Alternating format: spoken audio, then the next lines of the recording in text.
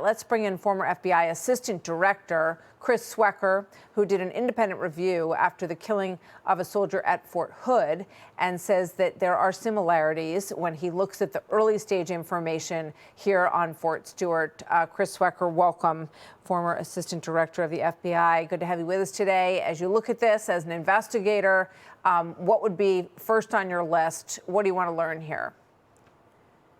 Well, yeah, first it's important to note that the military bases are like small cities. They're an ecosystem of housing, stores, commissary, barracks, training facilities, and all the traditional things that you see on a military base. So they're no stranger to domestic violence, crime, suicides. In fact, sometimes it's more concentrated on military bases. So what you'll see is the Army CID is probably in the lead, especially if this is indeed a domestic situation. You mentioned Hassan, that was terrorism. We had the shooting of the Chattanooga recruiting facility back in 2015, and then I think in Pensacola, there was a Saudi airman that killed several people in a mass shooting. So some of these military-based shootings have been indeed terrorism, but this doesn't look like that. So I could see, it'll be interesting to see what the facts actually are, but it sounds like this may not have taken place on an actual training exercise or on the range or at a place where you would expect to see soldiers armed.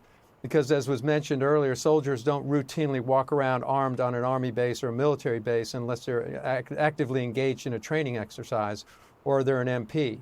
So I'm anxiously looking forward to the details here. But if there was a domestic incident, it could be that there was an intended target, and others stepped in, and and they became sort of collateral damage, if you will, trying to protect the victim. Yeah, that's an interesting way to look at this, and we'll see how it pans out. As you point out, there is an indication that this was some sort of domestic issue. There is some reporting that there was a DUI potentially in the background, that he had a 28-year-old male sergeant, that he had some sort of interaction with law enforcement in the past. We're working to confirm all of that, and he's under investigation right now. But what kind of red flags would that raise, especially for someone in a military environment, if that turns out to be the situation here, Chris? Yes, well, one of the things we looked at Fort Hood was the Army's intervention system, how they acted on red flags, because we were looking at suicides, we were looking at other crimes and sexual assaults and that sort of thing. It's not a happy topic, but it had to be looked at. And frankly, the military it does have a system in place, but it doesn't always function as it's intended, and it's really dependent on the first line. Non-commissioned officers and people at the level where they're interacting with these soldiers on a daily basis, on an hourly basis. And it's their responsibility to spot this sort of thing and then point them towards the resources or the intervention that's necessary to prevent something more serious. So I think that'll come into play here. It'll be interesting to see if anything was done after the DUI, because that's a fairly serious incident for a soldier on a military base, and it's indicative of maybe a drinking problem or something more serious.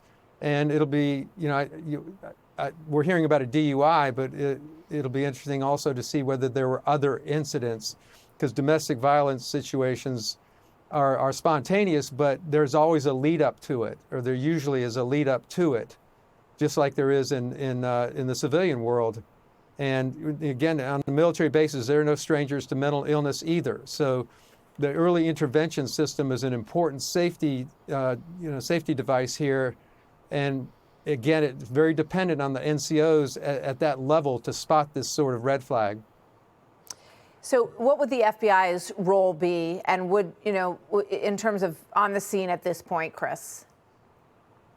They're in an assist role. They have jurisdiction on military bases for a variety of things. And if this had happened off the base, the local police would probably have primary jurisdiction if it involved a civilian and a soldier. But the FBI has jurisdiction on the base for crimes on military reservations.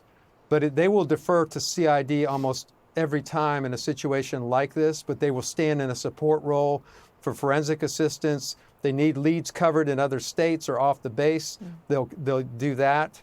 If there's a prosecution, it's highly likely that it's going to go to the U.S. Attorney's Office because they have jurisdiction on the bases. I doubt this would go through the military justice system. Those are two parallel systems. So, there's a lot of open questions here, open variables. But I would say Army CID is in the lead right now. The MPs are part of it as well, and the FBI is standing in a support role, especially if there's no early indication of terrorism. Yeah, and just to point out again, this individual was taken alive and is under investigation. And there's a name floating out there right now, so I'm going to wait until we're confirming this shortly, and no doubt we will be getting the name delivered to us in this news conference if this is correct at 3:30, and that looks to be on time at 3:30 from Fort Stewart. Chris Swecker, thank you. Hey, it's Will Cain. Click here to subscribe to the Fox News channel on YouTube. It's the best way to get our latest interviews and highlights. And click to subscribe to the Will Cain podcast for full episodes right now.